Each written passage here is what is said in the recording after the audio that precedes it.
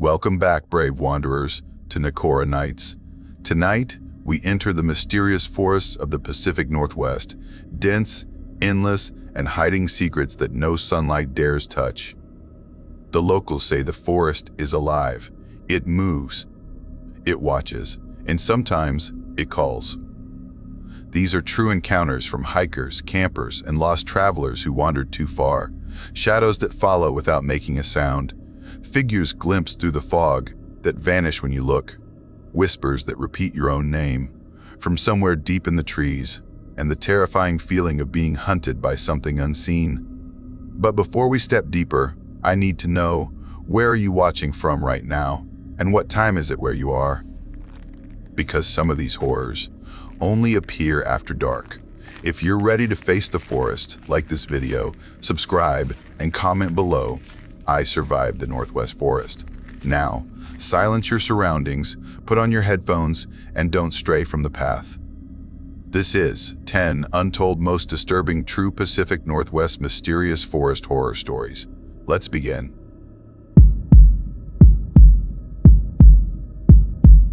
I never liked mirrors much. They show you things your eyes can't always explain, reflections that don't belong to your shape. Maybe that's why I started hiking alone. Because silence doesn't look back. My name's Marin Blake, and that trip was supposed to be the kind that clears your head after months of fluorescent light and cold leftovers. I had taken a seasonal leave from my work restoring vintage cameras in a photography shop in Portland. The plan was simple: a quiet 3-day loop through an old-growth section of the Olympic National Forest, a trail barely marked on newer maps but whispered about by the few hikers who liked mystery more than company. No guide, no group. Just me, a weathered backpack, a paper map smudged with old coffee, and the promise of a creek that still whispered under the trees. Life back then felt like a box that kept shrinking. Bills, half-finished projects, late-night scrolling, plans that dissolved before they began. I told myself a little silence would fix everything. The trailhead sat beside an abandoned gas station with a hand-painted salmon on wood, its scales faded to gray and pine dust. Only one other vehicle was parked there, a forest green Subaru with moss creeping up the tires. The smell in the air was wet bark and rust, that soft decay only the Pacific rain can make. Each step deeper into the trail sank into the sponge of moss, the sound of the road behind me fading until only the slow rhythm of my boots and my breath remained. By the first few hours, the world had shrunk to green and silence. The kind that feels alive. Somewhere past noon, I found something that wasn't on my map. A post stood crooked near a fallen cedar, its plank so splintered I almost missed the word burned into it. Hemlock vein, with an arrow carved sideways, as if the forest itself didn't want to decide where it led. Curiosity beat caution. It always does when the light's soft and your legs feel strong. The path was narrow, walled by sword ferns, the air shifting from bright gold to damp shade. The ground changed under my boots, from spongy soil to a strange crunch. Cinders, black and gray, faintly glinting like someone had burned something long ago. A blue hair clip lay half buried in the moss. Nearby, a small red tambourine missing its jingles rested against a tree swallowed by leaves. Too new to be from the logging days, too forgotten to belong to anyone recent. The birds stopped. The air thickened. Then I saw it. A low shade between the trees, something man-made where nothing should have been. The sawmill sat hunched beside a dry creek bed, boards gray as bone, the roof sagging under moss. Tin sheets peeled back like wings, and near the entrance, a beam still oozed resin like it had been cut yesterday. I felt that strange pull, the one that whispers you shouldn't look, but you already are. A metal sign half buried in leaves read Hemlock Vein Timber Co. in flaking red paint. Beneath it, someone had carved a single word through the rust, waited. The doorway stood open, shadows spilling out like smoke. Inside, the air tasted like damp paper and rust. Dust hung like snow, catching the light from holes in the roof. My boots whispered on the floorboards, every creak like a question. Then I saw the wall. Hundreds of Polaroid photos were pinned there, edges curled, some bleached white, others still sharp with color. Hikers. Couples. Dogs. laughter frozen in little squares. Everyone had a name scrawled in marker at the bottom. Some had trail distances, others a date. A few only had single words: cold, lost, still here. Each photo had the same strange notch cut at the top, as if trimmed with the same dull knife. I don't know how long I stood staring, tracing faces, wondering where they were now. Then a draft moved through the walls, making a handful of photos sway against the wood, that faint plastic tap-tap filling the silence like dripping water. My flashlight caught a corner where newer nails glinted, silver, not rusted. The Polaroids there were fresh, the colors vivid. The first one showed a woman in a green rain jacket at a wooden signpost I recognized. I had passed it that morning. Same moss pattern, same bent arrow. The next photo froze my pulse. It showed a car parked by that same salmon-painted gas station. Same cracked window, same backpack in the back seat. My backpack. Something metallic rolled under my boot, a Polaroid camera, black with a yellow stripe. It still had film inside. The counter showed 3 left. I picked it up. It was warm, like it had just been used. I set it back down fast. My heartbeat thudded so loud it swallowed everything else. The air itself felt awake, listening. Outside, daylight had dimmed, though the sky was still clear. The forest looked wrong. Too still, the greens dulled. When I hiked back up the hill, the Subaru was gone. The trail stretched longer on the return, turns that hadn't been there before, landmarks I swore I'd passed already.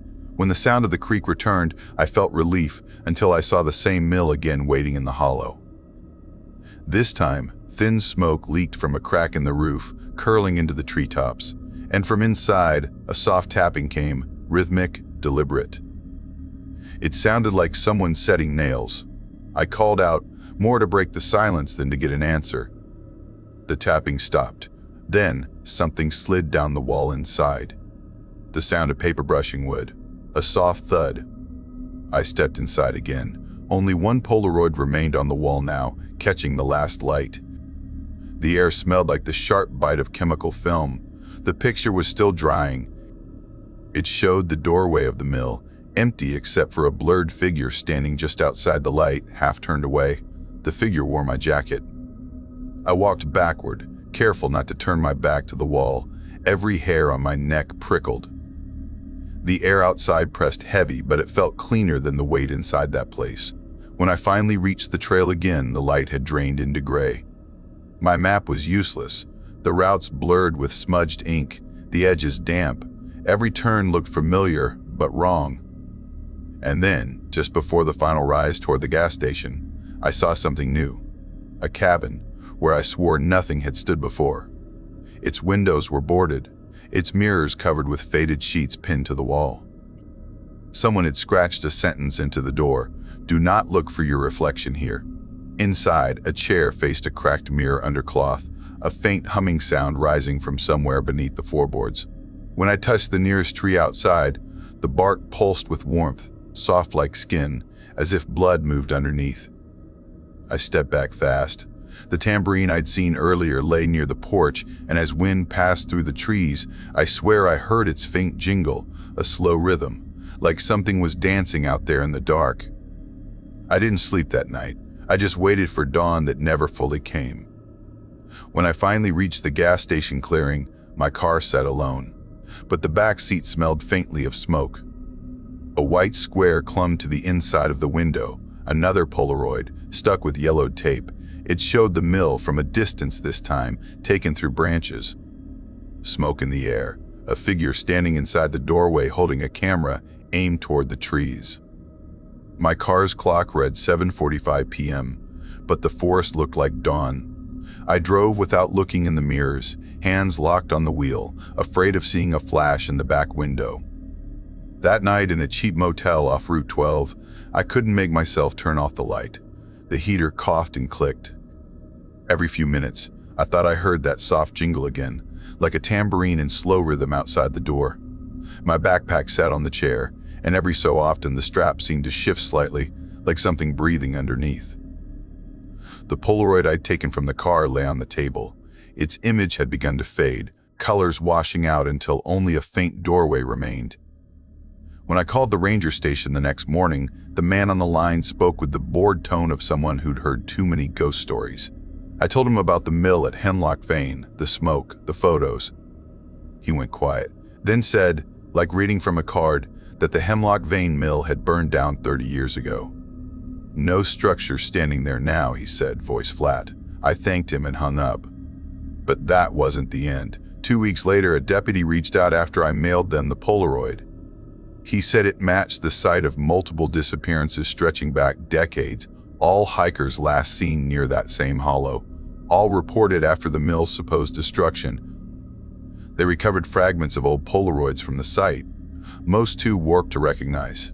The rest showed the same notch at the top, the same half-smiling faces. None of the missing were ever found. The camera they pulled from the debris still had one undeveloped frame inside. When they processed it, the film came out blank, pure white. The officer hesitated before ending the call. He said, "If anything else shows up, don't touch it." Then he hung up. Now, months later, I've deleted the pictures from every device I own. I even burned the prints, but one file keeps reappearing in my cloud drive. Always the same name, Hemlock Vein. When I open it, it loads slow, pixel by pixel, grain by grain, until the image forms. The mill again, smoke curling through trees, and a single figure inside, standing where the light hits the floor. The shade never matches mine exactly, but the backpack is still mine. Sometimes I wake up certain I can smell the chemical sweetness of fresh Polaroid film. And sometimes, when I check the motel mirror, I think I see a flicker of red cloth behind me, just at the edge of the glass, waiting for me to turn.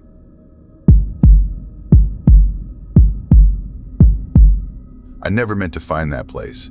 I only wanted one more clear map before dark. It started like any other long day of fieldwork, deep in the Pacific Northwest woods, where the mist never really lifts and the trees stand like quiet witnesses. I was working for a small environmental survey company based near Cascade Valley, hired to document traces of old logging routes and routes for a forest restoration project. My name is Mason Hale, 32, researcher, not a thrill seeker. I'd spent half my life in the woods, but that day, something felt off from the moment the fog rolled in before noon. The forest smelled different: wet pine, iron, and something faintly metallic, like rain hitting rusted steel.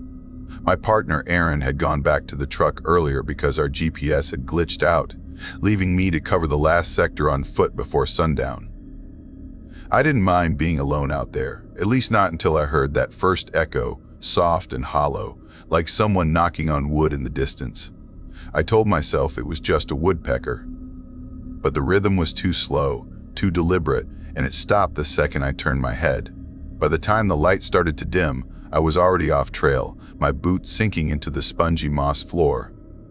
I had been marking tree stumps when I saw what looked like a roof's edge through the cedar branches. The sight made me pause.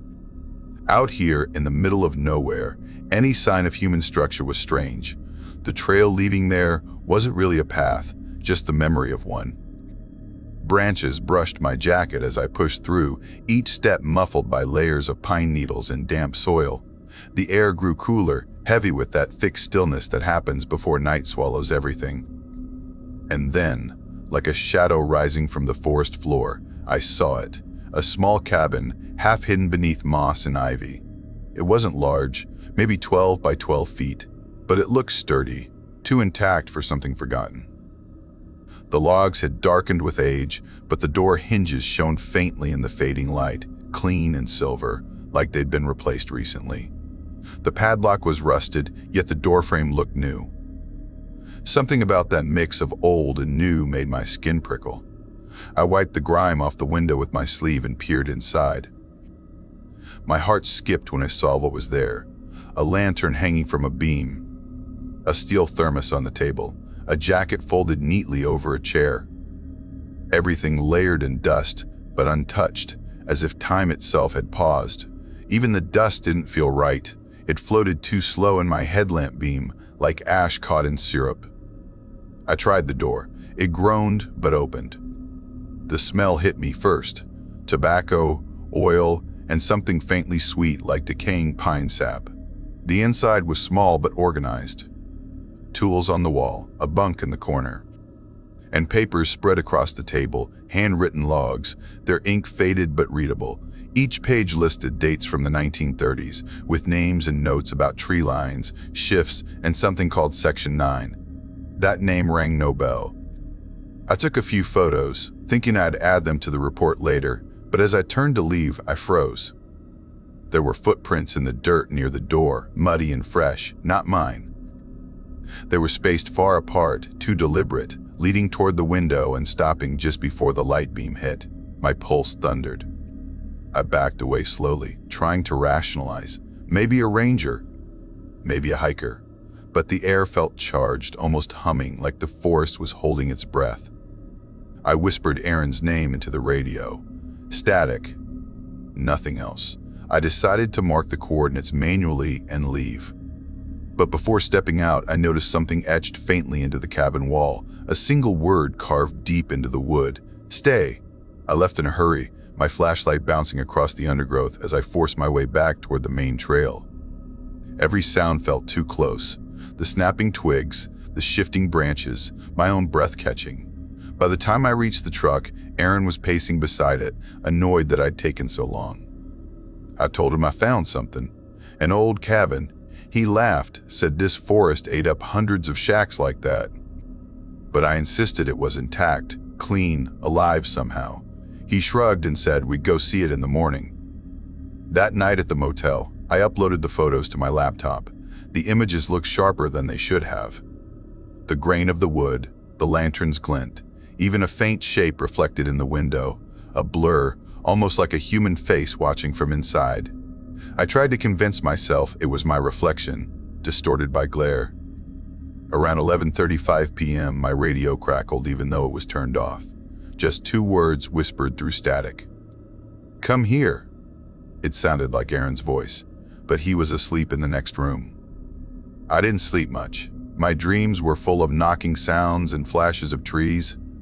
When dawn came, Aaron and I drove back with 2 rangers and a local historian who worked with the Preservation Society. I felt certain they'd see it too. I had the coordinates, the proof. We reached the spot by late morning. The same ferns, the same cedar cluster. But when we broke through the brush, my stomach turned cold. The clearing was empty, no cabin, no logs, no sign it had ever existed. Only churned soil, darker than the rest, shaped like a faint rectangle. One of the rangers suggested it might have collapsed long ago, but I had been there less than a day earlier. There should have been debris, nails, anything. Instead, it was as if the structure had evaporated. The historian walked the perimeter quietly before saying something that made my skin crawl. He said old loggers used to tell stories about a phantom shack that appeared after an accident in these same woods during the Depression. A crew vanished after a landslide, and when rescuers arrived, they found only their tools and a half-written ledger. The cabin, according to legend, showed itself only to those who disturbed the ground where the crew had died. I wanted to laugh, but my mouth was dry. The air was getting heavy again, pressing against my ears like invisible hands. We kept searching. At one point, Aaron found a patch of gray ash buried beneath the soil, cold but recent. The forest had gone silent. No birds, no insects, not even the wind. Just the faint crackle of static from my radio, though it wasn't on. We left after an hour, unsettled and silent. When we got back to town, I checked the photos again. The cabin was still there in every shot. But the papers I'd collected, the logs, were gone. My bag was zipped the whole time. They had simply vanished. That night, I couldn't sleep. Every sound in the motel made me flinch. Around 2:17 a.m., there came a knock. 2 slow taps on my door. When I opened it, the hallway was empty. But lying on the floor was a small folded piece of paper. In smudged pencil, 1 sentence. You shouldn't have taken anything. I left for home the next morning without a word to anyone. For days after, I smelled pine and oil on my jacket no matter how many times I washed it. My GPS would flicker on by itself, always showing coordinates deep in that same forest. I turned it off and locked it away, but sometimes I'd find it powered back on, glowing faintly on my desk. One night, I woke to the sound of wet footsteps in my living room. Slow, heavy, leaving faint marks of mud and pine needles across the floor. They led from the door to the corner and stopped. I stood frozen, listening, but nothing moved. The air felt thick, damp, forest-like. After that, I asked my supervisor to transfer me to a coastal region survey. He didn't ask why. Maybe he saw the look in my eyes. Weeks passed, and curiosity got the better of me. I pulled up satellite imagery for those coordinates. The clearing looked empty except for one thing: a faint, rectangular shadow darker than the surrounding ground. When I tried to zoom in, the screen flickered, like it didn't want me to see. That night, while driving home, I stopped near a lake off the highway. Mist hovered over the surface. I stepped out for air, the scent of moss heavy in the wind. That's when I saw her. A woman in a white dress standing on the lake, not in it. Her feet didn't touch the water. She was just there, still as glass. I blinked, and she raised her head. Her face was pale, eyes hollow. Her lips didn't move, but I heard the words clear as my own heartbeat. "Come here." It was Erin's voice again. When I turned, my truck's headlights flickered, and for a split second, I saw the cabin's shape reflected in the glass lantern glowing, door half open, and someone standing inside watching. I drove home that night without looking back. The smell of smoke and wet pine followed me the whole way. A few days later, I went out to clear my backyard. My neighbor's dog had gone missing, and we thought maybe it had wandered near my fence. We found only its leash, a small patch of disturbed dirt, and deep paw marks that stopped halfway, as if the dog had been lifted straight from the ground. I started hearing knocking again, always in twos, always from the same corner of the room. I checked the walls, the pipes, everything. Nothing explained it. Then one evening, just as the sun dipped behind the mountains, I saw muddy prints on my hallway floor, bare feet this time, wet and glistening, leading from the door to my office. My heart hammered. I followed slowly, holding my breath. The door was open. Inside, on my desk, lay the same folded paper from before, only now it had one new sentence added beneath the first. "You were warned." The lights flickered. I caught a faint reflection in the window, my own face, and behind it, the outline of that cabin again, glowing faintly in the trees, smoke rising from its chimney. Sometimes I tell myself it's over, that it was stress, exhaustion, the mind playing tricks after too many nights alone in the forest. But every so often, when I drive past the Cascades and the road dips near the tree line, I catch that same smell: tobacco, oil, and damp pine. And for a heartbeat, I swear I see it again. The cabin, waiting, watching. And when I glance at the clock, it's always the same time, 2:17 a.m.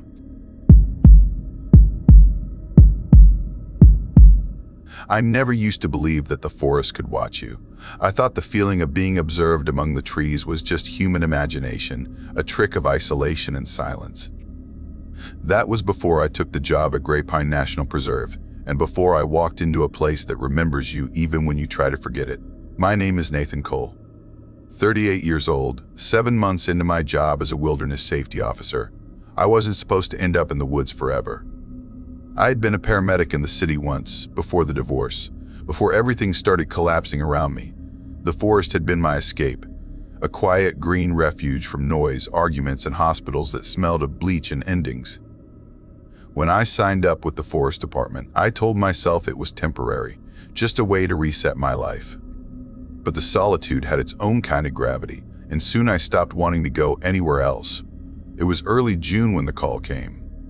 My supervisor, an old man named Rogers with half his hearing gone, told me they needed someone to check the western ridge of Wolfvine Canyon. A major windstorm had torn through during the winter, and hikers were starting to call about fallen bridges and missing trail markers. "You'll be alone out there," Rogers said, rubbing the scar on his cheek, "but that's how you like it, right?" I remember his words clearly, mostly because of what came next. Just as I was leaving the station, he leaned in and said almost casually that a few campers had reported hearing voices in that same area. "Could be wind tunnels or water flow," he muttered. "You know how sound travels weird up there." But his eyes didn't match his tone. The drive took 3 hours through narrow forest roads. the kind that twists like veins through mist and moss. I parked my department truck beside a locked gate, the only vehicle in sight. The air was damp and smelled faintly of cedar and ash. According to my notes, the trail should have been a simple loop inspection, 8 miles round trip. I remember writing in my field book before starting, temperature 62, mild wind from the west, clouds gathering over the ridge. The first hour passed uneventfully. The forest was beautiful in that heavy, almost ancient way the Pacific Northwest has, towering Douglas firs, ferns waist deep, sunlight filtering down in thin silver threads. I marked trail damage as usual. One broken bridge, several uprooted logs, a collapsed drainage ditch. All normal. But as I reached deeper into Wolfine Canyon, the light began to dim. Even though it wasn't late, the canopy grew so thick that everything took on that eerie green twilight color, like being underwater. At around 2:23 p.m., I reached the first anomaly. A section of trail looked torn apart, not by erosion but by force rocks flung uphill, tree trunks splintered outward, soil churned in a strange spiral. It looked less like a landslide and more like something had burst from beneath. I crouched, snapping photos, and that's when I heard it, a voice. It was faint, distant, and definitely human. A man's voice calling my name. Nathan. The sound drifted from deeper in the canyon, echoing off the rocks in a way that made direction impossible. My first thought was that someone from the department had followed me out. Maybe Rogers had sent backup without telling me. I keyed my radio to check in, but the channel only hissed. Then the voice came again, closer this time. Nathan. Not a shout, not desperate. Just knowing. Like whoever it was wanted me to realize they'd been waiting. My training told me to stay calm, to assume logical explanations, first lost hiker prank echo pattern. I called back. This area is restricted. Identify yourself. No reply. Just the faint whistle of wind through the trees. I checked my GPS, logged my coordinates, and decided to investigate. If someone was out here during a closure, that was my responsibility. I moved forward through brush so thick it clawed at my jacket, thorns scraping my arms. The forest seemed to shift around me, sounds bending in ways that didn't make sense. Sometimes the voice came from above, like it was sitting in the treetops. Sometimes it whispered from behind, though I saw no one. After maybe 20 minutes, I stepped into a small clearing surrounded by 12 trees in a perfect circle. Every trunk bore claw-like marks, deep and symmetrical, 4 parallel lines starting 6 feet off the ground and ending near 12. Fresh sap oozed down in amber streams. The marks weren't random. They formed a repeating pattern, almost deliberate. Something about the air in that clearing felt wrong. It was heavier, quieter, like sound itself had been absorbed. Even the wind stopped. I lifted my camera to take photos, and through the lens, I noticed something caught in the higher branches. Torn pieces of fabric, dull green and tan, like fragments of uniform. But I was the only ranger assigned here this season. Then the forest began to move. Not the normal sway of branches in a breeze. This was synchronized. Every tree around the clearing bent slightly toward the center, all at once, as if they were bowing. Bark creaked, sap dripped, and the smell of pitch filled the air. I froze, every muscle in my body screaming to run. The motion rippled clockwise around the circle, then stopped. And then came the voices. Not one anymore, but several, overlapping. Male and female, old and young, whispering in fractured sentences that tangled together. My name repeated in fragments, along with other details. My employee number, my old address, things about my ex-wife, even the name of the hospital where I'd worked years ago. I wanted to call Rogers again, to hear anything human, but when I pressed my radio, what came through wasn't static. It was my own voice. I heard myself speaking, repeating the exact check-in message I'd given that morning. The same tone, same words, but from my radio speaker, as if playing back a recording. I hadn't logged any recordings. I tried again, flipping through frequencies, and each time the same thing, my own voice, replaying phrases I'd already spoken. Then something changed in those recordings. My voice started describing things that hadn't happened yet. Nathan slipping on wet rocks. Nathan finding metal. Nathan running. I dropped the radio. Panic doesn't build slowly when you're truly alone. It arrives all at once, a flood of instinct screaming to get out. I turned to leave the clearing, following the same path I'd come from, but the forest had rearranged itself. My flag markers were gone. My footprints vanished. The claw marks on the trees looked older now, darker, like months had passed in seconds. My GPS blinked wildly, its date and time cycling through years I couldn't comprehend. I remember seeing 1987 flash before it glitched to 2042. That's when I noticed the ribbons. Neon pink survey ribbons dangled from branches, each one marked with black ink, handwritten dates spanning decades. Every tag said the same thing: Nathan Cole found location. Something deep in my brain snapped. I started running. I didn't think about direction, just distance, slamming through brush, stumbling over roots that seemed to shift under my boots. The forest didn't behave right. Branches dropped from above like living arms, brushing against my shoulders, grabbing at my pack. I looked up once and saw them retracting, branches moving upward, not downward, like they were crawling back into the canopy. Behind me came footsteps, matching my rhythm but always a half second late. The voices grew too, multiplying until it sounded like a crowd, all discussing me as if I were a case file. They mentioned evaluations, incidents, disappearances that never happened. Some claimed I'd gone missing in 2012. Others said I hadn't even been born. I stumbled into another trail, one that shouldn't exist. It was new, freshly graveled, lined with bright signs that gleamed under a light I couldn't find the source of. The signs had warnings I'd never seen before. Acoustic anomalies reported. Temporal distortion zone ahead. The dates on them were from 1998. I followed the trail downhill, heart hammering so hard it hurt. I knew I should be close to my truck. The GPS still insisted I was in the same spot as before. The forest here felt cleaner, but wrong, like a replica made by someone who didn't quite understand how trees grow. The sounds were out of sync. A woodpecker's rhythm looped the same 3 knocks over and over. The wind moved through leaves that didn't rustle. When I finally saw the parking lot through the trees, I almost cried with relief. But then I noticed there were other vehicles parked beside my truck, models from different decades. A rusted Ford from the 50s, a government Jeep from the 70s, and what looked like a futuristic solar transport with no wheels at all, shimmering in and out like bad reception. I kept moving, faster now, but the closer I got, the farther it seemed. The forest between me and the lot stretched like elastic. Every time I blinked, new trees appeared.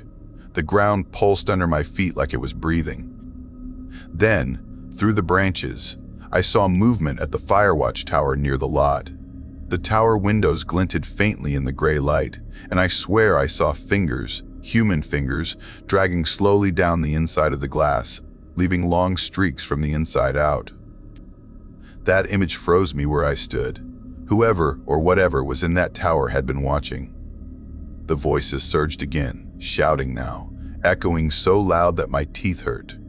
I forced myself to run the final stretch, tripping on a route that hadn't been there a second before. I fell hard, face first into the dirt, and when I looked up, there was a boulder inches from my hand. Drawn across its surface were hundreds of sketches, faces, hundreds of them, each missing eyes. Empty sockets, pencil grooves gouged so deep into the stone that flakes of granite had fallen away. Some of those faces looked like mine. I scrambled up, heart thundering, and sprinted the last yards to my truck. It looked right from a distance, same color, same dented bumper.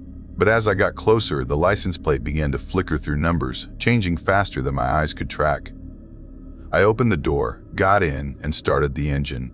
It roared to life, though the sound was doubled, like 2 engines overlapping slightly out of sync. The road back was wrong too. Curves reversed themselves, signs were backward, mile markers skipped. My dashboard clock spun between times, freezing once at 7:42 p.m., then jumping to 1:19 a.m. The radio turned itself on, cycling through stations that played news broadcasts from random years. One moment it mentioned a volcano eruption that hadn't happened yet. The next, it described me as missing for 5 days. I don't remember most of the drive, only fragments. A woman's voice from the backseat whispering coordinates. Trees bending over the road like an archway. A split second where the entire forest went dark, as if the sun had been switched off. When I finally pulled into the ranger station, Rogers was standing outside with 2 other officers. The way they looked at me made my stomach twist. Rogers said my name slowly, like he wasn't sure it was really me. Then he grabbed his radio and said, "We found him. He's back." That's when I learned I'd been missing for 9 days. They said my truck had been found abandoned at the trailhead on the 2nd day, doors open, my gear scattered, covered in volcanic ash. My radio had been transmitting my voice on repeat, just one line over and over. I can hear them calling my name from the trees. I was treated for dehydration and trauma. They said I must have gotten lost, suffered exposure, hallucinated. But I know what I saw. The claw marks, the moving trees, the voices that knew me. A week later, I went back to the station to retrieve my belongings. Rogers wouldn't meet my eyes. He told me the department had officially closed Wolfvine Canyon again, citing unstable terrain. But that night, before I left, I checked the tower logs. Someone had written a single note on the last page, dated the day before I returned. It said, "Finger streaks found inside tower glass. No prints. Facing inward. I've tried to forget, but the forest doesn't let go easily." Some nights, when I close my eyes, I can still hear the radio crackle. I can still hear my own voice, calm and professional, saying, "Beginning inspection at 2:17 p.m., light cloud cover, mild wind." And then, after a pause, another version of me whispering back from somewhere deep in the static, "You never came back, Nathan." The worst part is that sometimes, when I drive past the edge of the preserve, my GPS glitches. The date shifts. The coordinates flicker to the exact spot in that clearing, and for half a second the display reads, "Nathan Cole found location." I think the forest still remembers me. And I'm starting to think it's waiting. My name is Daniel Price. I used to photograph storms. People said I was addicted to danger, but it wasn't danger I chased, it was silence. The kind that follows a lightning strike, that breath between chaos and calm. After my wife drowned during a storm off the Oregon coast 3 years ago, I stopped shooting oceans and turned to mountains, then forests, trying to find something that felt alive but not cruel. I thought I could capture the beauty of isolation without letting it consume me. I was wrong. Last October, I got a message from a man named Marcus, an old climbing partner who'd started guiding treks through the Cascade Wilderness. He said he'd found a valley that didn't exist on any modern map, a place surrounded by ridges that blocked every kind of signal. He joked it was the last untouched part of the Northwest. I didn't laugh. The way he described it, how trees there grew twisted like they were fighting something unseen, made me feel something I hadn't felt in years. Curiosity mixed with dread. We planned a 5-day hike, just the 2 of us. Marcus had a new satellite altimeter and swore the weather would be clear for a full week. He was always the optimist. I packed my camera, extra batteries, and enough coffee to survive an apocalypse. We left before dawn, heading north along the river that locals called the Whispering Current. They said it made sounds at night, like a voice trying to climb out of the water.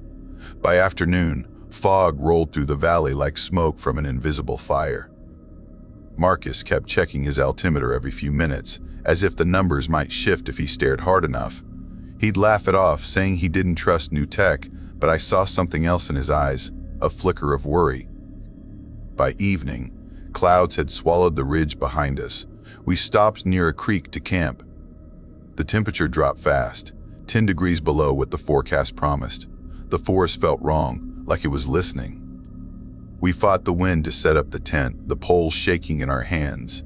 Marcus actually laughed when the first gust ripped the rainfly loose, said his girlfriend would kill him if she knew the weather had already turned on day 1. I smiled, but something deep inside me whispered that the mountain didn't care about our plans. That night changed everything.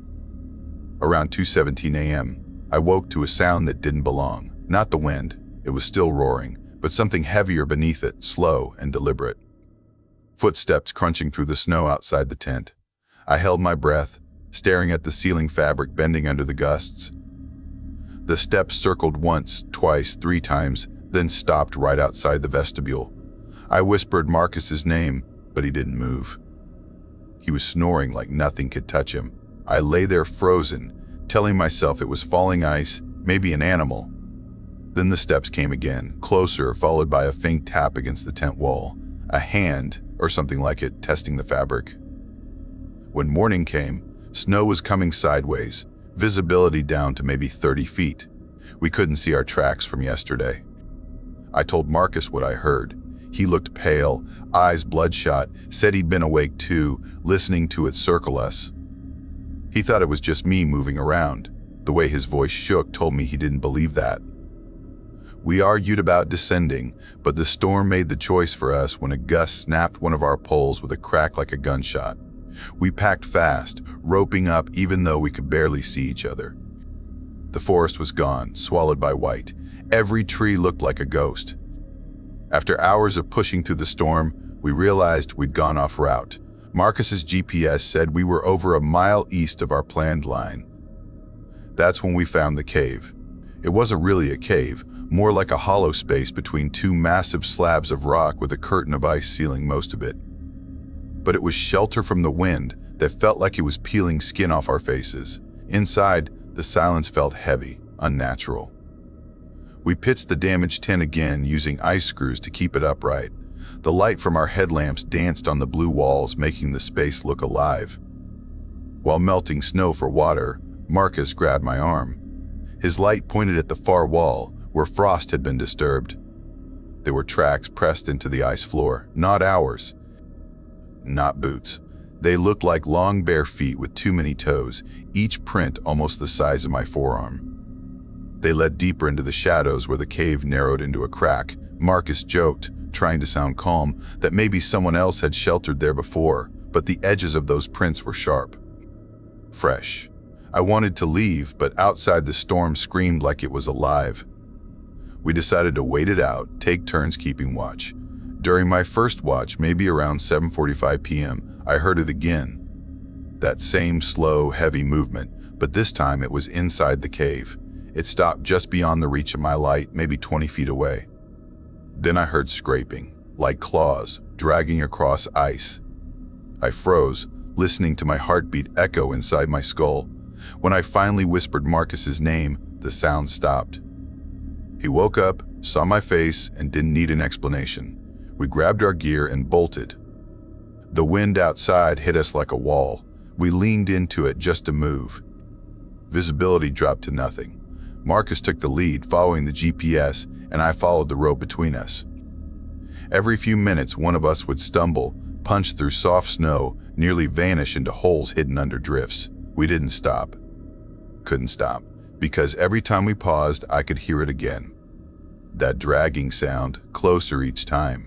At one point, Marcus tripped, his crampon wedged in a crack. While he fought to free it, I turned with my light and saw something in the snow behind us. A shape. Tall, wrong, moving in jerky motions like it wasn't used to walking upright. My throat locked. I wanted to scream but couldn't make a sound. We pushed on through the night, descending blindly. I remember glimpses. Ice walls we rappelled down without checking anchors. Crevasses we jumped over without looking. The rope kept us alive until it didn't. Sometime around midnight, the line went slack. I pulled, shouting for Marcus, but only more rope came through my gloves. When I reached the end, it had been sliced clean, the inner cords frayed like something had bitten through it. I called his name until I tasted blood in my mouth. The storm ate my voice. I was alone. Training took over. Find shelter, stay alive. I dug into the snow beneath the small overhang, carving out a hole barely big enough to crawl inside. I switched off my light, curled up with the satellite communicator in my lap. No signal. My GPS said I was at 7,400 feet. That meant nothing anymore. Then I heard breathing. Slow, deep, not human. Something was outside, moving around my snow cave. Every few seconds I'd hear sniffing, wet and heavy, like a dog trying to find a scent, but higher, maybe 6 feet off the ground. I gripped my ice axe until my fingers cramped. I don't know how long it lasted, hours maybe, but it didn't leave. It circled again and again, sometimes stopping just outside the wall I dug. Once, it whispered my name, not loud, but close enough that I felt the vibration in the air. Daniel, soft and slow, like it was testing the sound. When the wind finally eased, I crawled out into gray daylight. The storm had buried everything. My tracks, the rope, all gone. But what surrounded my shelter made me fall to my knees. Hundreds of prints in the snow, some long and bare, others human-sized but twisted, the toes curling backward. Deep gouges where something had walked on all fours. I moved fast, heading downhill, praying for tree line. Hours passed. My legs ached. Then I saw it. Marcus's jacket, bright red, hanging from a branch of ice like a flag, torn in long, even slashes. His GPS was lying beneath it, still blinking. I picked it up and kept moving, not looking back even though I could feel eyes on me. The trees saved me. I reached the first line of hemlocks and felt whatever was following stop. I could sense it watching from the glacier, unwilling to step into the forest. I didn't stop until I hit the old trail at Kennedy Ridge, collapsing beside a wooden permit box. That's where rescue found me 13 hours later, frostbitten and delirious. I told them Marcus was still up there, that something had taken him. They said the storm made me hallucinate. They searched for 9 days. Found the cave, found our shredded tent, found pieces of Marcus's pack scattered across the glacier. No body. The report said he likely fell into a hidden crevasse. They ignored the photos I'd taken of the tracks. Said they were wind patterns. Months later, when the snow melted, I went back. Not for closure, but because I couldn't sleep without hearing that whisper. I set up camp near the ridge where they'd found the gear. The night was calm. The stars were sharp enough to hurt your eyes. At around 2:17 a.m., I heard clapping, slow, steady, coming from the creek below. I thought maybe it was branches hitting the water, but the rhythm was too deliberate. 3 claps, then silence. When I walked closer, my flashlight caught movement across the stream. Something tall was standing in the mist. It didn't move, just watched me. Then it lifted one arm, long and thin, and made that same clapping sound again. My chest tightened. I ran back to camp, but when I reached my tent, I froze. There were footprints around it, fresh ones. And in the mud beside the fire pit, my name was drawn with a stick, Daniel. I stayed awake till dawn, waiting for the light that never really came. The fog thickened instead. I packed up and started down the trail, heart hammering so hard I could taste metal. That's when I saw the treehouse. It stood between 2 massive cedars, about 20 feet off the ground. Old gray wood sagging under moss, but the latter was new. I should have kept walking, but something about it pulled me in. I climbed halfway, then saw footprints in the dust inside. Bare, long, fresh. I turned and climbed down fast, but halfway down, I heard a whisper from above. My name again, but stretched out, almost mocking. I ran through the trees until I couldn't breathe. By the time I reached my truck, the forest was silent again. I looked back once, and I swear I saw someone standing at the edge of the tree line. Or maybe not someone, something. Tall, thin, wearing Marcus's red jacket. It raised one arm like it was waving. I left and never went back. But some nights, when the wind slides through the trees behind my house, I hear the sound again. The slow clapping from somewhere near the water. Then, if I stay still long enough, I hear my name whispered from the dark, soft, and patient. And I know it remembers. And I know it remembers.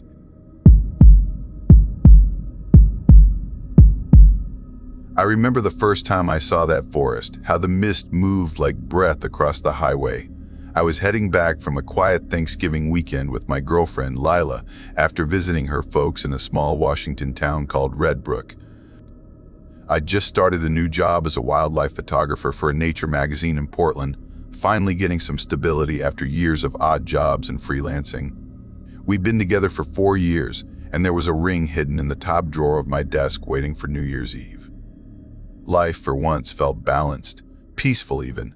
The sun was sinking behind the ridges when we started through Crescent Hollow Pass, a stretch of 2-lane road winding through endless evergreens. Lila had fallen asleep with her head resting on her coat, her phone still glowing in her lap, and I drove with one hand on the wheel, one on the heater dial, humming quietly with the radio static. That's when I saw it. An old white van, maybe from the late 80s, pulled halfway off the road. Its headlights were off, and the driver's door hung open, swaying a little in the cold wind. I slowed down, thinking maybe someone had broken down or gotten stuck. Out here, with no signal and temperatures dropping fast, that could mean real trouble. Lila stirred and rubbed her eyes when she felt the car slow. She asked what was wrong, and I told her someone might need help. She nodded right away, always the kind of person who would stop for a stranger. I parked our blue SUV a few yards behind the van, keeping the headlights on high. The light hit the back of the van, and I saw its license plate caked in dried mud, barely legible. Idaho plates, old design, faded blue and yellow. The forest was quiet, too quiet. Not the kind of quiet where nature sleeps, but the kind that feels like holding its breath. No wind, no insects, just silence heavy enough to make your heartbeat sound too loud. I called out, asking if anyone was there, if they needed help. No reply. Lila got out with her phone flashlight, her boots crunching on frost, the beam cutting through the mist. The van's interior light was on, flickering weakly. Inside were coffee cups, fast food wrappers, and a CB radio with its red light still glowing. Through the static, a voice kept repeating numbers, slow and steady, one after another. I reached out to touch the hood. Warm. The engine hadn't been off for long. That's when Lila pointed at the ground behind the van. There were shoes, children's shoes. 5 or 6 pairs scattered in the dirt, tiny sneakers with cartoon designs, some with blinking lights on the soles. One pink shoe with unicorns, still streaked with fresh mud. Some shoes were tossed around, but others were lined up perfectly, toes pointing toward the forest like someone had arranged them that way. My stomach tightened. Lila whispered that we needed to call for help. She checked her phone, no signal. Not unusual for the pass, but suddenly it felt like a curse. The CB radio kept crackling with those same numbers, the voice flat and toneless. Then I noticed scratches on the inside of the van's rear doors, deep, desperate claw marks. We should have left. I know that now. But Lila said we should take pictures for evidence, so she started recording, walking slowly around the van. The mist seemed to thicken around her light. That's when she found it, a small trail of more shoes leading into the tree line. Tiny footprints pressed faintly into the frozen dirt beside them. I told her to stop, but she knelt down, brushing leaves aside to look closer, and then came the sound, footsteps. Somewhere in the forest, maybe 20 yards away, moving slowly between the trees. One step, then another, deliberate, heavy. I called out again, no answer. The footsteps stopped. Then the CB radio hissed and a new voice came through, sharp and clear. They're looking at the shoes, both of them. The woman has brown hair in a braid. The man is wearing a dark green jacket. Lila froze, her flashlight trembling in her hand. I was wearing my forest green parka. Whoever that voice belonged to, they could see us. The radio voice continued, calm and cold. Vehicle is a blue SUV. License plate begins with KX. 2 subjects visible. No weapons. The air went dead around us, my breath fogging the beam of the headlights. I turned toward the trees and saw movement. 2 figures stood there, half hidden in the mist. They were wearing full-body white suits, like hazmat gear, with tinted visors that reflected our headlights. One held a long pole with loops on the end, the other a strange metal net, like a butterfly catcher made from chain links. They didn't move, didn't speak, just stood there, heads tilted at the same angle. Behind them, deeper in the forest, I saw more shapes, 5, maybe 6 others, shifting slowly between the trees. One of them lifted a hand and made a small circular motion, a gesture like signaling the others. The rest began spreading out, forming a curve, cutting off our path back to the car. Lila ran. I followed, my boots slipping on frozen pine needles. I could hear the figures moving now, not running but walking fast, their equipment clinking softly, the CB voice narrating again. Subjects are retreating to vehicle, containment pattern 3. We dove into the SUV. My hands fumbled with the keys.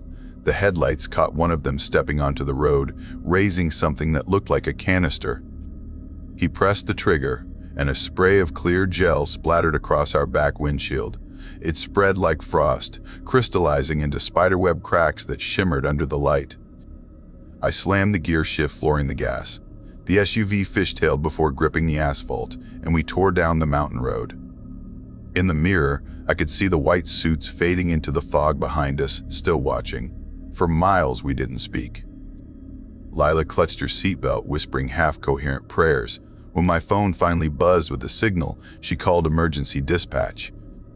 We pulled into a small gas station near the base of the pass, parking right under the bright canopy lights. I didn't want shadows anymore. The dispatcher said they'd already received a report from that location and units were on the way. When the state troopers arrived, they took our statements but looked doubtful until they saw the back window. The gel was half melted, leaving warped glass that looked scorched. They went to check the van. It was still there, but empty. No shoes. No radio. Nothing except a registration for a man from Boise who'd reported it stolen 2 weeks earlier.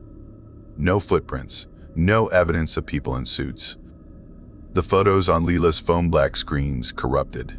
One of the troopers, a tall man with a sharp jaw, said quietly that there'd been other reports recently. Abandoned cars, missing travelers, strange sightings in that stretch of the pass. Always the same pattern, no proof, no follow-up. He told us to take the highway next time, not the forest road, especially after dark. We drove home in silence, every reflection in the window looking like a figure in white. For weeks, I couldn't sleep.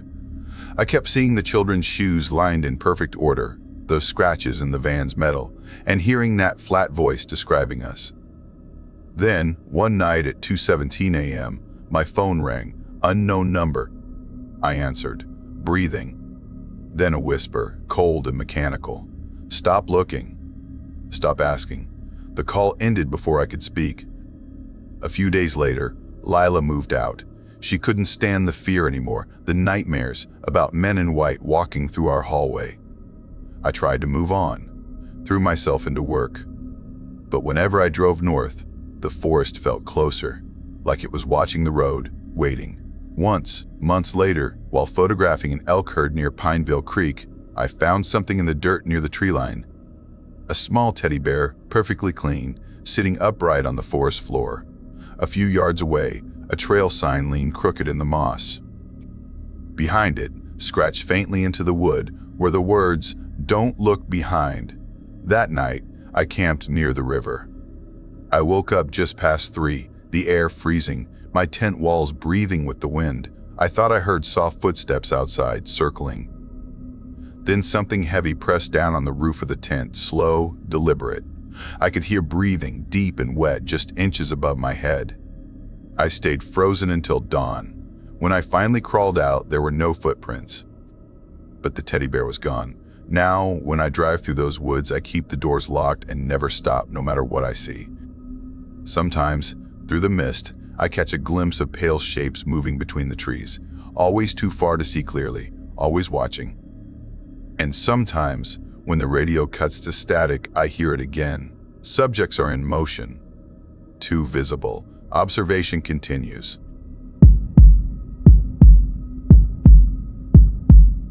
My name is Noah Whitaker, 34 years old, documentary sound technician, and I used to think I'd heard every strange noise the woods could make. I was wrong. I grew up in Oregon, near a small mountain town called Rainmere, tucked deep in the shadow of the Cascade Range. My parents owned a cabin near the Whispering Timber Reserve, a dense stretch of evergreen wilderness where fog hung low even in summer. The air there always smelled of wet bark and iron, and my mother used to say the forest had its own heartbeat. I laughed when I was young, but sometimes at night when the wind died, I swear I could hear something pulsing beneath the soil, like the ground was breathing in its sleep. When I was older, I left Rainmere for work in Seattle, chasing a normal life, chasing city lights and people who didn't name their trees. But home has gravity, and last September, after my father passed, I went back to clean out the cabin and maybe find some peace. I told myself I'd stay for a weekend, maybe do some hiking, reconnect with the quiet. That was my first mistake. It started as one of those clear mornings that feel sharper than glass. The sun hit the mountain ridges like melted copper, and the air carried that pre-storm tension that makes everything smell alive. I'd checked the forecast before leaving. Storm advisory by evening, nothing major until after dark. Enough time, I thought, for a simple 6-hour loop along the Silver Pine Trail, a route I'd walked dozens of times as a kid. I packed light, water, first aid kit, my old field recorder, and a radio my dad had left behind, a chunky analog unit that still worked despite the cracked speaker. I remember standing by the trail marker at noon, pulling the straps of my backpack tight and feeling the forest close around me, the kind of silence that isn't empty, but listening. The first mile passed quietly, only the crunch of pine needles and the occasional gust of wind shaking droplets from the trees. I felt steady, calm, like I was walking into memory. At a creek crossing, I bent down to refill my bottle and noticed something odd: animal tracks in the mud, all heading the same direction, downhill toward the valley. Deer, raccoon, coyote, even bear prints, layered like a river of footprints running away. The forest felt off balance, like something had swept through during the night. I took a photo. The image is still on my phone, dozens of tracks tangled together, all pointing the same way, like arrows warning me not to continue. I ignored it. I told myself it was the storm that had them spooked. Half an hour later, I reached the split where the trail divided between the ridge path and the lower loop. The ridge route climbed higher toward the cliffs, while the lower one wound through thick forest and eventually curved back to the trailhead. I hesitated. The air had grown heavier, darker, and thunder grumbled far off over the mountains. But I've never liked turning back once I start something. That's when I saw the marks. Fresh scratches carved deep into the trunks of 6 or 7 fir trees around the junction, each gouge cutting through bark to the pale wood beneath. They were too high, too deliberate, 4 long claw marks raking down from 6 feet up. The sap still glistened like fresh blood. I'd seen bear marks before, but not like these. The spacing between the grooves was wider than my hand, and something about the pattern felt almost geometric, too clean, too intentional. I stood there for a long moment, studying the shapes, the way they formed a rough circle around the trail.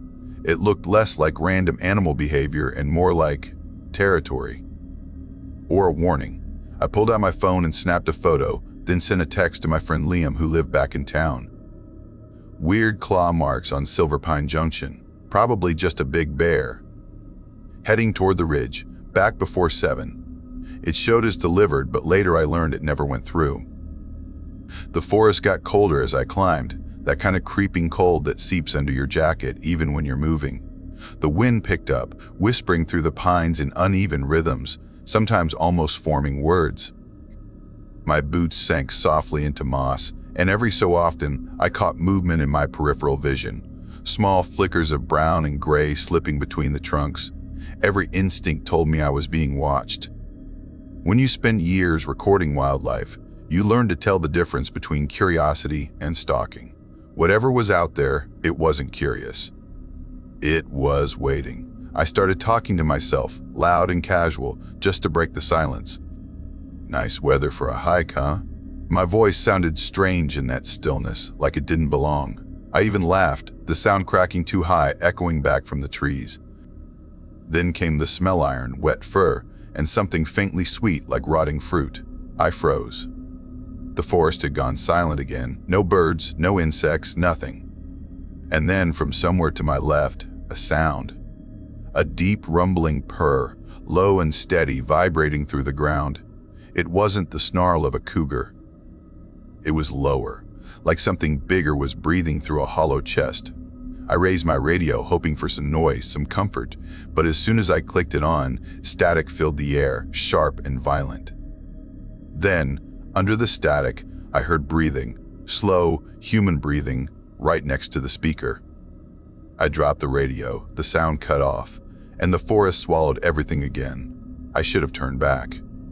But I didn't. The path narrowed as it reached the ridge, winding between slabs of volcanic rock slick with moss.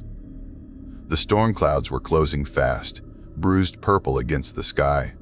I could smell rain, electric and heavy. I turned a corner and froze. Something stood in the middle of the trail. It wasn't moving, just standing there, half in shadow. At first, I thought it was a bear, then it lifted its head. The proportions were wrong. Too tall, too broad, shoulders sloping like a man's but the head low and cat-like. Its fur was pale gold streaked with darker stripes, its eyes reflecting green even in the dim light. We stared at each other.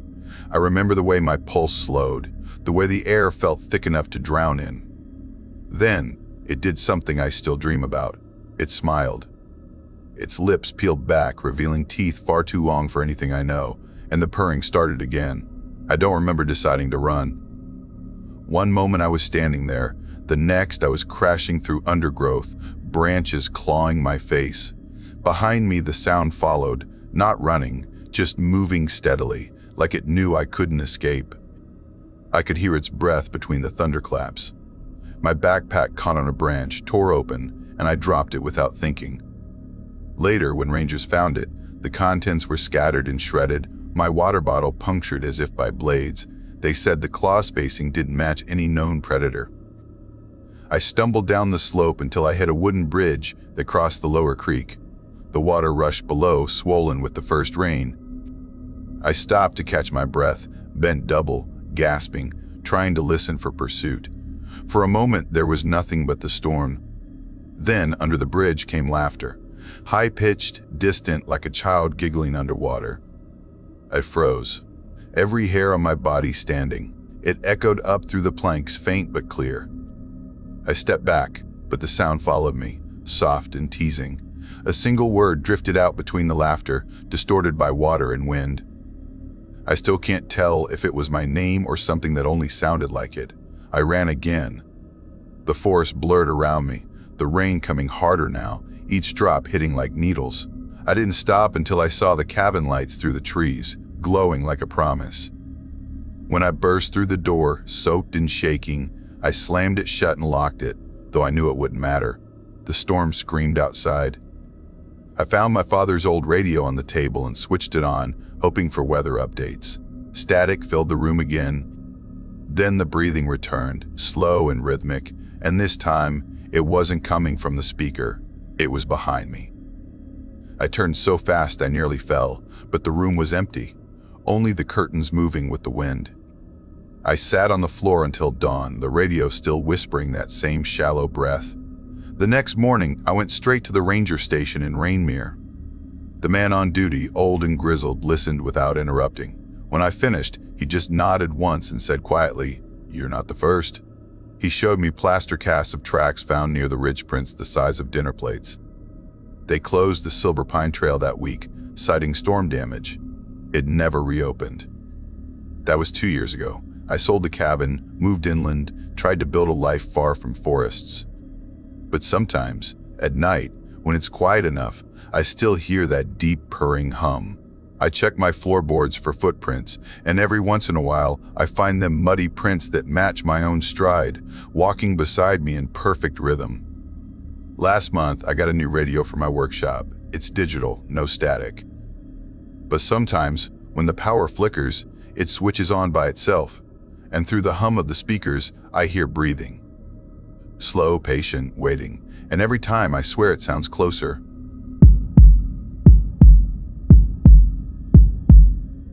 That's the first thing I tell myself every night when the wind presses against my apartment windows like something trying to get in. I keep the doors locked now, every latch drawn, every curtain closed. It doesn't matter. When the wind shifts just right, I still hear them. The voices moving through the trees, the same way they did that October in the Asheville wilderness. I was 31 then, 5 years into my job as a wilderness risk assessor. My work was supposed to be simple: inspect remote trails after storms, mark fallen trees, report damage, and make sure the paths were safe before the hikers arrived. Nothing mystical about it. I'd grown up in the Northwest, knew the forest like old family. But that October, the forest didn't feel like family anymore. It felt like it was studying me. The morning I left, the fog in the valley was so thick that the headlights of my truck cut only a few feet ahead, painting the mist in weak yellow swirls. The Asheville visitor lot was empty when I rolled in, not even a ranger's truck. I signed in at the small wooden station, the kind that smells of wet pine and paper mold. Behind the desk sat an older ranger named Grant. He looked tired, eyes hollow like he hadn't slept much. He asked what I was doing alone out there. "Trail verification," I told him. He nodded slowly, then said, "If you hear people talking out there, don't answer." I thought he was joking. He wasn't. He said 3 separate hikers in the past month had reported hearing conversations in the deep woods, voices of multiple people, always just out of sight, sometimes laughing, sometimes whispering, always walking parallel to the trail. When anyone called out, the talking stopped mid-word. Grant tried to smile when he told me, but it didn't reach his eyes. "Echoes," he said. "The forest throws sound around like mirrors throw light." I told him I'd be careful and started up the trail. For the first few hours, it was everything I loved about that work. Silence, wet moss under boots, the faint rhythm of rain tapping through the canopy. Asheville was dense, even by Pacific Northwest standards. Cowering black spruce and hemlock, their trunks slick with moisture, roots curling like veins across the path. Sunlight rarely touched the ground there. Everything smelled alive, green, breathing, ancient. By midday, I reached the first backcountry site, a small clearing beside a narrow creek. That's where things stopped feeling normal. There was a tent already set up, perfectly pitched, bright orange fabric, clean and taut despite the weather. Someone had camped there recently, or maybe they still were. I called out, waited, then unzipped the flap. Inside was no one. A sleeping bag lay open, smooth and undisturbed. A backpack rested neatly against the wall, a tag with the name Mara Holt and a date from 6 days earlier. That hit me wrong immediately. No one leaves their pack behind that long. I grabbed my radio, tried to contact base, but only got static. Not unusual in valleys, but the silence behind that static made the air heavier somehow. I opened the pack. Everything inside was organized with almost military precision. Clothes rolled tight, food sealed, even her first aid kit sorted by color. Her phone was there too, dead battery. Inside the side pocket was a small field journal. The last entry, dated 3 days ago, said in shaky handwriting, "Hearing them again." Closer now, maybe 30 yards, 3 voices. Can't make out words, going to look tomorrow. The ink trailed down the page like her hand had trembled. I looked around the clearing again. There was a small cooking stove sitting on a flat rock with a pot on top. Inside, brown water and half-dissolved instant coffee. She had been in the middle of making breakfast when she disappeared. I called her name a few times. The forest didn't echo. It absorbed. My voice just sank into the moss and vanished. That's when I noticed something strange near the edge of the campsite. Long, deep grooves carved through the moss like something heavy had been dragged. They were parallel, maybe 3 feet apart, cutting through the green and exposing the black soil beneath. I followed the marks about 20 yards, until they ended abruptly at the base of a massive cedar. Not faded, ended. Like whatever made them had simply vanished right there. I remember standing still, listening. That's when I heard them. Faint voices, multiple people talking softly somewhere off to my left. Not words, just the cadence of speech, as if people were having a casual conversation behind a thin wall. I called out, identifying myself as park staff. The voices stopped instantly. Complete silence. No wind, no birds, nothing. Even the creek beside me seemed to hold its breath. I backed toward the campsite, pulse hammering. That's when I saw the footprints.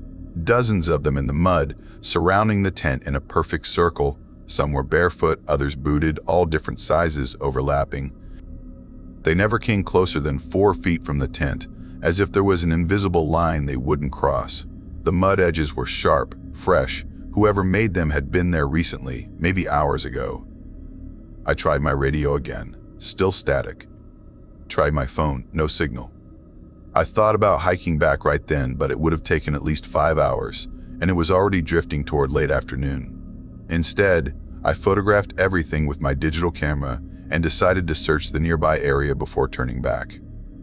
I marked trees with orange tape and moved in widening circles, calling Mara's name. After maybe a quarter mile, I stumbled upon a strange sight. A ring of fallen logs arranged almost like a campfire circle. In the center lay a neat pile of clothes. A rain jacket, wool socks, hiking boots, all women's sizes, all clean and dry despite the soaked forest floor. The jacket's tag said Mara HH. In marker, the boots matched the permit size. But there was something worse. The clothes smelled faintly of soap, like they'd been washed recently, not abandoned. That's when the voices came again. Louder this time, closer, coming from different directions. Still soft, still conversational, but with a wrongness I can't describe. The rhythm wasn't human, too even, too measured, like a recording slightly slowed down. I spun around, trying to spot movement. Between two trees, I glimpsed shapes. Tall, pale figures walking in parallel, evenly spaced, stepping in perfect rhythm. My eyes blinked, and they were gone. I decided to leave. Screw the search. I started back toward the campsite. The voices followed, matching my pace, never louder or quieter, just present. I could hear occasional branches cracking behind me, perfectly timed, as if multiple feet were stepping together. Not animals. Not random. Coordination. When I reached Mara's camp again, I grabbed her pack and stuffed her phone and journal into my own bag. I started down the trail fast, not running, but close. After about 50 yards, I froze. The trail ahead, the one I'd just walked earlier that day, now had fresh drag marks cutting through the moss, identical to the ones near her tent, leading off the trail in the opposite direction. As I stood there staring, I heard something that still twists my stomach when I think about it. My own voice, echoing from the trees. It said the exact words I'd spoken earlier when searching for Mara, tone and inflection perfect. Then another version of my voice joined from deeper in the woods, repeating a different sentence I'd said near her tent. Then another. Soon, the forest was alive with me, dozens of overlapping versions of my voice calling out from every direction. I ran.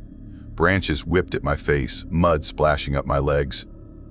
Behind me, the chorus of my own voice followed, mocking, overlapping, some versions laughing, others whispering. Somewhere in the mix, I swear I heard Mara's voice too, pleading, distorted, repeating something I couldn't quite make out. I ran until I couldn't breathe. The voices cut off suddenly, like someone had flicked a switch. The forest sounds returned, birds, water, wind. For a moment I thought I'd lost my mind. But when I looked down, my boots were covered in the same black soil from the drag marks, even though I'd stayed on the trail. By dusk, I made it back to my truck. My hands were shaking so badly I dropped the keys twice. I drove straight to the ranger station, headlights barely cutting through the fog. Grant was still there. He listened without interrupting as I told him everything. Then he called in a search team. They found the campsite exactly as I described. They found the drag marks too, but the ring of logs and the clothes I'd photographed were gone, completely vanished. I showed them the pictures on my camera. The rangers exchanged looks but said nothing. They organized a full search, dogs, helicopters, volunteers. They never found Mara Holt. Not a trace. A few days later, Grant stopped by my motel room. He looked worse, pale, eyes bloodshot. He told me quietly that 2 of the search volunteers had reported hearing voices out there, same as I did. Both refused to go back after the first night. The official report listed Mara as missing, presumed lost. But I knew they didn't believe that any more than I did. I quit 2 weeks later. Couldn't go near the forest again, but the story didn't end there. It's been 9 months now. I moved to Portland first, then further south to a small town near the desert. Wide skies, open horizons. I thought distance would help. It didn't.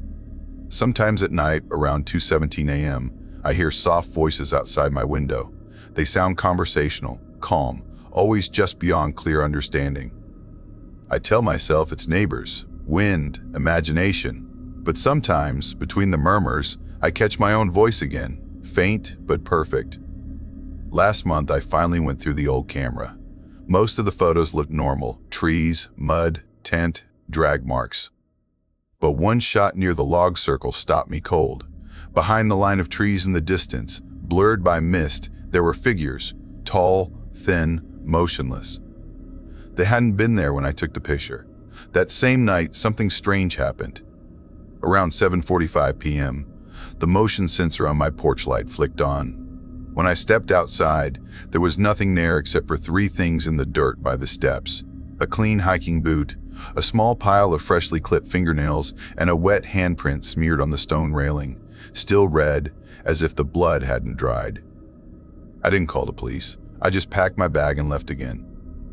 I've been living out of motels ever since, moving every few weeks. The photographs are still with me. I can't bring myself to delete them. Sometimes I stare at the one with the figures until the screen goes dark and I see my reflection layered over theirs, and for a heartbeat, it looks like they're standing right behind me. And every time I close my eyes, I see that forest, the fog clinging to the branches, the hidden wooden bridge that wasn't on any map, stretching over black water that didn't reflect anything. I remember crossing it once without realizing, and feeling the wood pulsing under my boots like something alive beneath the planks. There was a stone near that bridge too, slick with rain, marked by a single blood handprint.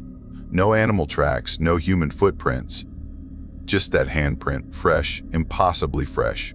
Sometimes I dream of it, the bridge, the stone, the circle of logs. The voices calling in unison. And in those dreams, I always end up back at that cedar where the drag mark stopped. The soil there moves, bulging upward like something is trying to surface, and I wake up gasping, certain I'll hear the voices again. Maybe they followed me. Maybe they never let anyone leave. Or maybe the Asheville wilderness isn't a place at all. Maybe it's something that wears the forest like a disguise, waiting for the next person who walks alone too long, listening too closely. Whatever it is, I know one thing for sure: it remembers voices. And it's learning mine perfectly. I've been driving since before dawn, my coffee gone cold in the cup holder, the road twisting through fog like a pale river between the pines. The sign for Raven's Hollow Trailhead flashed past half hidden by moss, and my headlights caught the faded lettering, the kind that looks older than the forest itself. At that time, I'd been a wilderness photographer for nearly 8 years. It was my way of running from people, from the noise of cities, and mostly from myself. Nature didn't ask questions, it only watched. I'd taken this same route dozens of times before, hoping to capture something new, something alive in the stillness. But that day felt different. The air was too still, and the trees seemed to lean inward as I parked beside the empty trailhead. Just 2 other cars sat under the dripping cedars, their windshields fogged, their owners unseen. I remember thinking how perfect that was. Fewer people meant more peace, more shots without footprints ruining the view. I checked my gear like I always did, my old Canon, 3 lenses, a carbon tripod that had cost me a month's rent, energy bars, 2 bottles of water, and a small silver whistle on a chain. A gift from my younger brother Mark, who'd made me swear to carry it after reading some article about missing hikers. I told him I didn't need it. He told me people always say that before they disappear. The first mile of the trail was exactly as I remembered. Pine needles soft underfoot, the air cold and sharp with that wet earth scent you only find out here, birds waking the dawn with voices that echoed off the valley walls. The mist was thick and low, wrapping the forest floor like smoke, but ahead it was already brightening with the promise of morning sun. Then, near the 2nd mile marker, where the path curved past a fallen cedar that looked like a rib cage, I saw them. Marks carved into the trees, about 6 feet off the ground, like something had scraped the bark in long, deliberate lines. They weren't random claw marks. They were symbols. Not letters, not words, but patterns that felt organized, spirals, intersecting lines, and shapes that seemed to vibrate just by looking at them. The exposed wood was still bleeding sap, wet and sticky. Whatever had done this had done it recently. I took a few photos, zoomed in, adjusted exposure, everything by instinct, but when I checked the camera's display, the areas with those markings were blown out, burned white, like someone had shone a flashlight directly into the lens. My settings were fine, yet those symbols refused to be captured. That's when I realized the forest was silent. No birds. No wind. Just me and the faint drip of condensation falling from branches. 10 minutes later, the path opened into a clearing overlooking Hollow Mirror Lake. The surface was impossibly still, so perfect it reflected the mountains like a photograph. But there was no mist. Every other trip I'd ever made here, there'd been a soft veil of fog rising from the water in the early light. Today it was gone. The air was warm, but the lake was colder than glass, and that absence felt wrong, like looking at a painting with the shadows erased. I set up my tripod on the rocky outcrop that jutted a few feet into the water, adjusted for a long exposure, and began shooting. Through the viewfinder, the reflection looked too clean, unnaturally symmetrical, and then I noticed a shape standing in the opposite tree line just at the edge of the frame. It looked like a person. I blinked, lowered the camera, nothing. Just trees. Raised it again, the shape returned. It wasn't moving, just watching. The more I looked, the more my skin prickled. I told myself it was a tree trunk, a trick of light, maybe even fog, but I knew what I saw. The temperature dropped so suddenly, I could see my breath. My tripod frosted over. My fingers stiffened even through my gloves. It was May, and the forecast had promised 60 degrees. My phone buzzed as I tried to check the signal. No bars. Then its screen flickered with horizontal lines, like static on an old TV before going black. That's when I heard it, a low humming from across the lake, deep, vibrating through my ribs. It wasn't mechanical, it was organic, almost like a chant from something without lungs. My instincts screamed leave. I went to fold the tripod, but the legs wouldn't move. They felt welded in place, the metal freezing my palms even through the gloves. I had to leave it there. I slung my camera over my shoulder and started walking back toward the trail, faster with every step. The humming followed. It grew louder, closer, pulsing in strange patterns, not melody, not rhythm, but words, or something trying to be words. The trees looked different now. The landmarks I'd memorized were gone. The trunks bore more of those marks, now glowing faint blue in the shadows. The air itself seemed thicker, pressing against my ears. Something moved in the corner of my vision, a huge shape between the trees. I turned, nothing, looked away, movement again. It was pacing me, always staying just beyond clear sight, just outside where my focus could reach. Like it knew exactly where to stand to stay hidden. Then the trail split, a fork I didn't remember. One path led uphill toward a ridge, the other down into a ravine filled with yellow fog that pulsed faintly, like it was alive. Neither looked familiar. My GPS spun uselessly on a gray screen. My pulse pounded so hard it drowned out everything, until the branches behind me cracked. Heavy, deliberate. Not an animal's four-legged rhythm, but something dragging, uneven, like a body learning how to walk. I chose the ridge. Ran. My bag slammed into my hip, throwing off my balance, but I didn't stop. The humming became voices now, many voices, whispering and grinding together like a language being forced through static. The forest changed around me. The trees bled thick black sap that smelled of copper and rot. Some had grown together at the top, forming arches I had to duck beneath, and every time I passed one, something brushed the back of my neck, cold, deliberate, like fingers that didn't end. The path writhed beneath my boots, closing behind me as if the earth itself wanted to erase me. Then, the ridge ended abruptly in a sheer cliff. My boots skidded, gravel scattering into the void. I looked down, nothing but darkness. It dropped at least 80 feet, maybe more. Behind me, branches snapped. The humming deepened. The trees glowed with those blue marks, circles and spirals now complete, pulsating like veins under skin.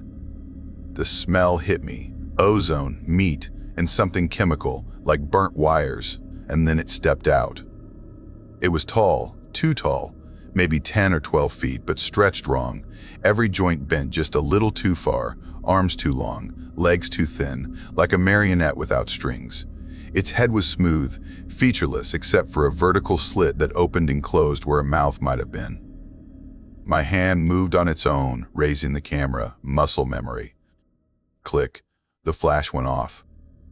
The creature jerked backward, that slit widening as it made a sound like steam escaping a broken pipe, mixed with what sounded like screaming played backward. Behind it, more shadows stirred. Dozens. Different heights, different shapes, but all wrong in the same way. Stretched, distorted, broken. I stepped back until my heels hit the cliff's edge. The rocks crumbled beneath me. The creature glided forward, its legs moving in a rhythm that didn't match its speed, like reality had forgotten how to sync itself. I pressed the shutter again and again, the flash strobing like lightning. The camera whined, battery draining from full to half to red in seconds. Then something cold coiled around my ankle, yanking me down. I hit the dirt hard, the camera flying from my hands. I looked, the cliff wasn't empty. It was filled with pale shapes, hundreds of them, like worms or limbs, twisting and reaching upward. The tall figure leaned close, its faceless head tilting as if curious. Its breath, if that's what it was, smelled of rust and mold. I grabbed my camera and held down the shutter, flash bursting again and again until smoke rose from the overheating battery. Each burst revealed more of them, circling me, dozens swaying to the rhythm of that endless humming that now pounded through the ground. Then, pop. The battery exploded in my hands, searing my skin. I screamed, dropped it. The forest went black. The humming stopped. The humming stopped. Everything froze. Even the thing holding my ankle went stiff, unmoving. I didn't breathe. I didn't dare. Then, from somewhere below in the ravine, I heard my camera, the one I dropped earlier, beeping. Beep. Beep beep, the auto timer. The auto timer. Flash. The forest lit up for one terrible instant, and in that light, every creature turned its head toward the sound, all moving at once, flowing down the cliff like melted wax. My ankle went free. I ran. The path behind me looked normal now. The air was warm again. The glowing marks were gone. But behind me, deep in the dark, that timer kept going. Beep, beep, beep. Flash. I reached the parking lot gasping, my hands burned and shaking. My car looked untouched, glistening with dew. I got inside, locked the doors, and didn't stop driving until I reached a gas station an hour away. When I called Mark, I told him I'd burned my hands in a gear accident. I didn't tell him about the humming, or the eyes that weren't eyes, or the way the ground moved. Weeks passed. The burns healed, leaving faint scars that formed those same strange lines, spirals and circles, almost like the ones carved into the trees. I tried to forget. Then, yesterday, a park ranger from the Olympic Forest called. Said they'd found my gear, tripod still standing, camera resting on a rock nearby, battery full. He emailed me a single photo. I opened it. It showed me walking away from the lake, my silhouette small against the trees. Behind me, in the tree line, stood dozens of figures, tall and thin, all facing the camera. The timestamp said 4 hours after I'd already driven away. He asked if I wanted to come retrieve the equipment. Said it looked brand new. I told him to destroy it, burn it if he had to. Then I hung up, deleted the email, and tried not to imagine what might still be watching from the woods. But last night, at 2:17 a.m., I heard it again. That same low hum, coming from somewhere behind my cabin walls. And when I looked out the window toward the tree line, something glowed faintly blue in perfect circular patterns.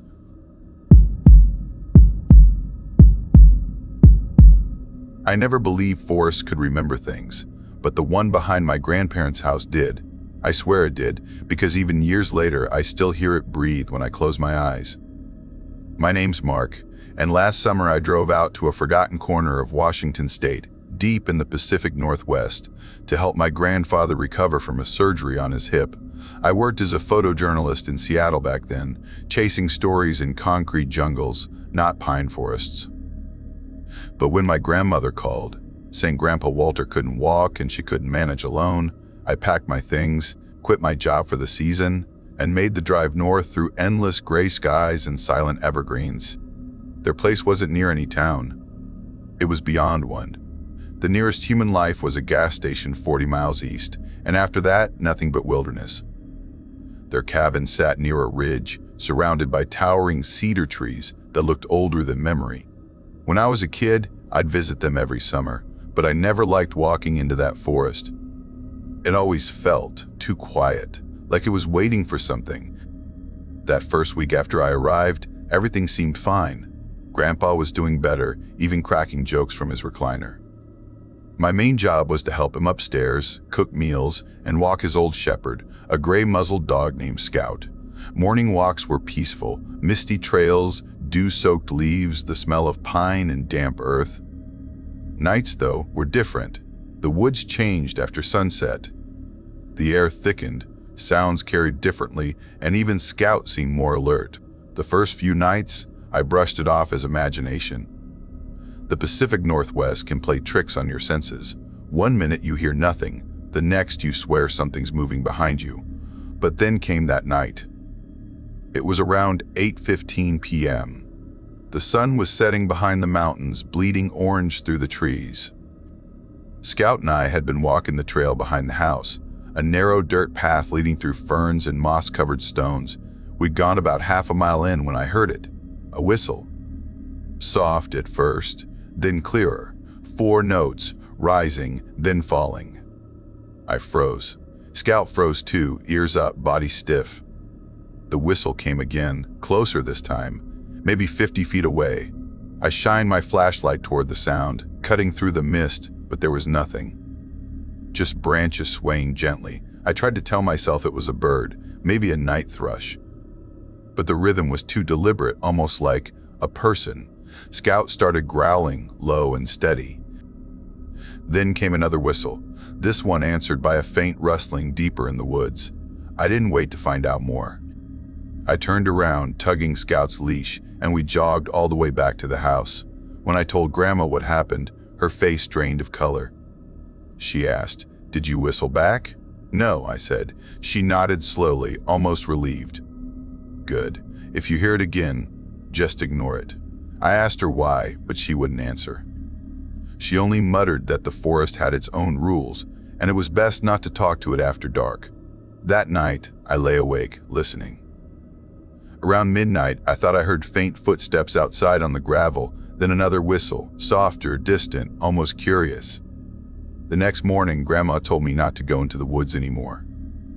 "Just walk Scout around the house," she said. "It's safer," so I did. Every evening, I walked him in slow circles around the cabin, the pine needles crunching softly beneath my boots. For a few nights, nothing strange happened.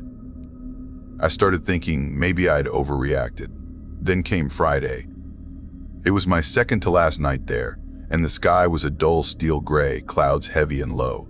Around 9 o'clock, I was halfway through my usual 3 laps when Scout suddenly stopped near the garage, ears pointing toward the trees. The wind had died completely. Not a leaf moved, yet one tree at the edge of the clearing was swaying violently, as if something unseen was shaking it. Then came the whistle. That same tune, 4 rising notes, then a pause, but this time, it wasn't far. It was right behind the garage. Scout barked wildly, pulling toward the dark. I yanked him back, heart pounding, and ran inside, slamming the door behind us. The whistle echoed once more, faint and distant now, like it was retreating. Grandma didn't say a word when I told her. She just closed the blinds, locked the door, and whispered a prayer under her breath. That night, I couldn't sleep. Around 2:17 a.m., I got up for some water and saw the glow of something outside. I went to the window and saw it, a small campfire burning between the trees behind the shed, but there was no one there. Just a single flickering flame in the middle of the clearing. The next morning when I went to check, the ground was cold. No ashes, no smoke, no sign that anything had burned. On Sunday morning, the day I was supposed to leave, Grandpa was feeling strong enough to sit outside. He asked if I'd seen anything strange lately. I hesitated, then nodded. He sighed and said, "Your grandma doesn't like to talk about it, but this place, it doesn't forget. People used to disappear here back in the 1920s. Loggers, travelers, hunters. They said something in the woods would call to them. Sometimes a whistle, sometimes a voice they recognized. No one ever came back. I wanted to laugh it off, but his eyes were serious. That evening, as I loaded my car, I decided to take Scout for one last short walk, just down the path and back. It was still light out, the sun dipping behind the mountains. The air smelled of rain and cedar. About 100 yards down the trail, I noticed something odd on the ground, a pair of small gloves. Child-sized, clean, perfectly placed in the middle of the path. They looked brand new, as if someone had just set them there. I felt a chill crawl up my spine. I picked one up. It was warm. Scout started whining, staring into the brush. The woods were silent again, thick with that heavy, unnatural stillness. Then, from somewhere deep ahead, came the whistle. 4 rising notes, slow and deliberate. I dropped the glove and ran. Scout bolted beside me, leash dragging. We didn't stop until the cabin came into view. That night, the whistling didn't stop. It circled the house, soft at first, then louder. Grandma sat in the rocking chair, clutching her rosary, eyes wide. Grandpa muttered prayers under his breath. At some point, it stopped. Sudden, total silence. We didn't sleep a minute. When morning came, I packed my car and left. The trees seemed to watch as I drove down the dirt road, their branches bending slightly as though they were following me. About an hour later, near the highway, I stopped for gas. While I was paying, the old man at the counter looked at my muddy boots and said, "You come from the ridge?" I nodded. He frowned. "You hear the whistler?" I froze. He leaned closer, voice low. "Don't ever answer it. It doesn't like being ignored, but answering's worse." I didn't say a word. I just left, heart pounding, and drove until the forest was miles behind me. That was a year ago. Now, back in Seattle, sometimes at night, I'll be sitting in my apartment, editing photos, when I hear it again. Faint, through the open window. 4 notes, rising and falling. Scout hears it too. His ears go up, and he starts to whine. And every time, I shut the window, lock it, and tell myself it's just the wind. But deep down, I know the forest still remembers me. And somewhere, out there among the pines, something's still whistling my name. I still don't know why I agreed to go back. Maybe it was guilt, or maybe I just wanted closure. Either way, what happened in those woods will never leave me, and I pray no one else ever feels the kind of fear I did that summer. My name is Caleb Warren, and before everything went wrong, I used to host a small outdoor travel channel online. I wasn't famous or anything, just a guy who loved the wilderness. My closest friend, Marina, was the true adventurer. She was one of those rare souls who felt more alive in the rain-soaked forests than in any city. She lived for it, hiking, camping, vanishing for days at a time into the wilds of Oregon and Washington, chasing fog and solitude. I used to joke that if anyone could make peace with the ghosts of the woods, it'd be her. The last time I saw her smile was when she told me she was going to spend 3 weeks hiking the Cascade Loop Trail alone.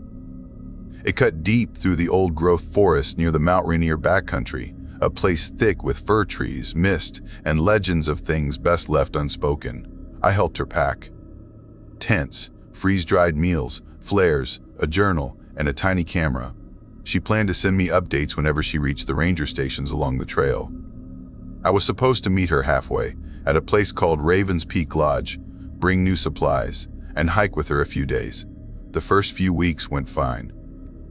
I got messages from her, little videos of waterfalls and mist-draped ridges, her face glowing with the kind of peace you only find when you think the world has forgotten you. But in late July, her videos stopped. She was supposed to reach Raven's Peak on July 10th. I drove up from Portland with my girlfriend at the time, Nora, who agreed to hike with me to the lodge. We wanted to surprise Marina early, maybe even record a bit of the reunion for my channel. It was overcast when we arrived. The mountains looked like sleeping giants under the fog, and the air smelled like rain and pine sap. The trail twisted between trees so tall they seemed to scrape the sky. We hiked most of the morning, stopping only to rest at the ridge where the wind made the trees moan like something alive. By late afternoon, we reached the old lodge, tucked between shadowed cliffs and a lake so still it looked like glass. Raven's Peak Lodge was built back in the 1930s. A long wooden structure with moss climbing the walls, its windows glowing faintly behind curtains of fog. We checked in, tired and excited, expecting to see Marina waiting in the dining hall. But she wasn't there. The clerk, an older man with gray stubble and a voice like gravel, looked at the logbook and shook his head. "No one by that name checked in," he said. I told myself she was just delayed. Maybe she'd stopped to rest. Maybe she'd camped early. Nora told me to relax, and we had dinner at the lodge cafe, watching the fog roll over the lake. But even then, something about that stillness felt wrong. When I looked out the window, the lake reflected perfectly, the trees, the sky, even the faint light from the lodge. But for one heartbeat, I thought I saw a shape behind me in the reflection. A tall figure, standing among the fir trees across the water. When I turned, there was nothing. That night, I barely slept. The next morning, Marina still hadn't arrived. The weather turned colder, and clouds swallowed the peaks above us. Nora and I decided to hike down the trail toward where Marina should have come from. The path was silent except for dripping rain and the occasional crack of distant branches. Every so often, I thought I heard something, faint voices, like someone whispering just out of range. At first, I thought it was the wind. But the longer we walked, the clearer it became. Two men's voices, murmuring low, too far to make out the words. Nora didn't hear it at first. She kept walking, humming to herself, until she froze suddenly and turned toward the trees. "Did you hear that?" she asked. We stood still. The woods were quiet again. "And get." "Maybe hunters," I said, though hunting wasn't allowed in that area. When we reached a clearing, I noticed something strange. The bark on several trees had been stripped away in jagged lines, not by an animal, but by something sharp, almost like claw marks. I tried to laugh it off, but a cold unease grew in my stomach. By evening, we turned back toward the lodge. When we arrived, the clerk said no one had checked in while we were gone. That night, the rain didn't stop. The sound of it against the windows was almost soothing, until it wasn't. Around 2:17 a.m., I woke up to what I thought was tapping on the glass. At first, I assumed it was branches swaying in the storm.